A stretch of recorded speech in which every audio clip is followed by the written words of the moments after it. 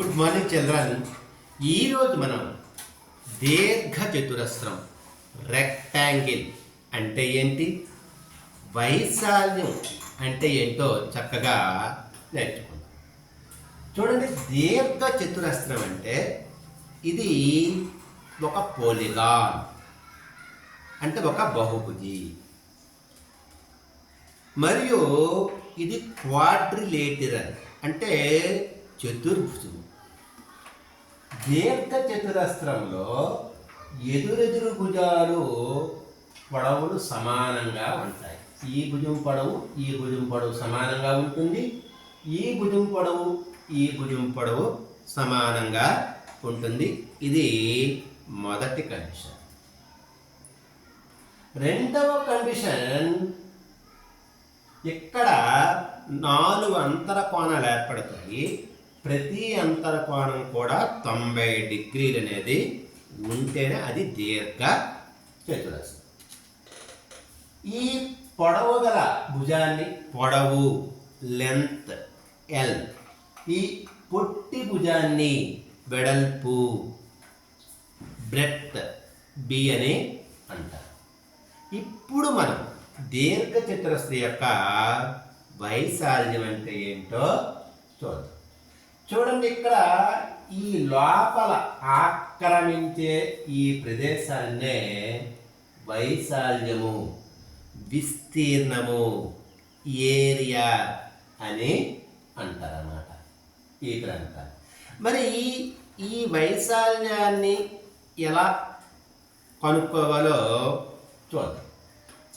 చూడండి, ఇది 11 సెంటీమీటర్ల పొడవు గల మరియు 7 సెంటీమీటర్ల వెడల్పు గల దీర్ఘ చతురస్రం. మరి దీని యొక్క వైశాల్యం ఎంత వస్తుందో దీనికి ఏమైనా ఫార్ములా ఉందా అని మనం మాటగా కనుక్కుందాం.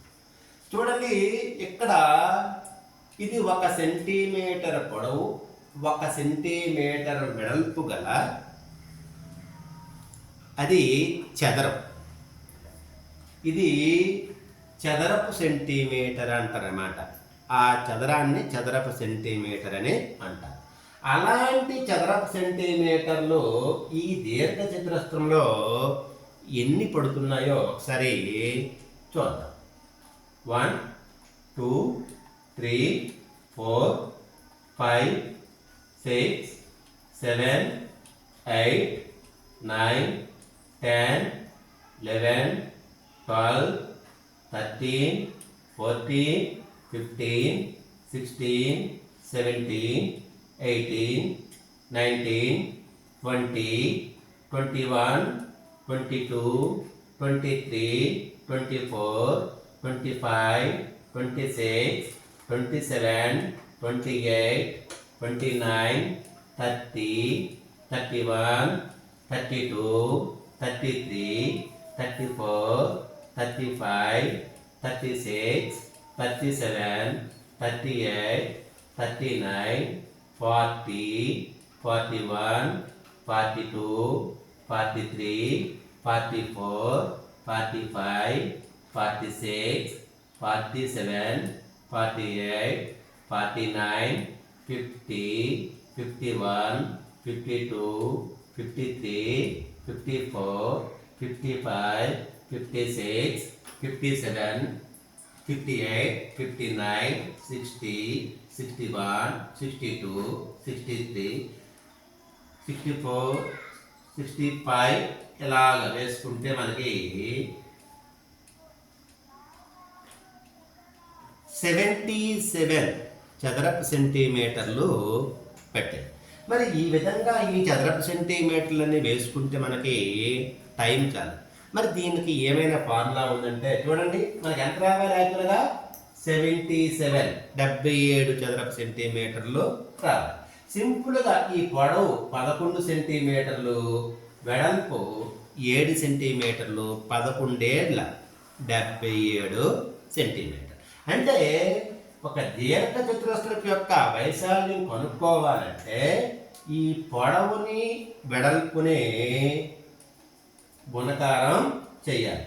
పొడవు ఇంటూ వెడల్పు చదరపు ప్రమాణాలు ఈ చదరపు ప్రమాణాలు అంటే వైశాల్యం ఎప్పుడు కూడా చదరపు ప్రమాణాల్లో వస్తుంది.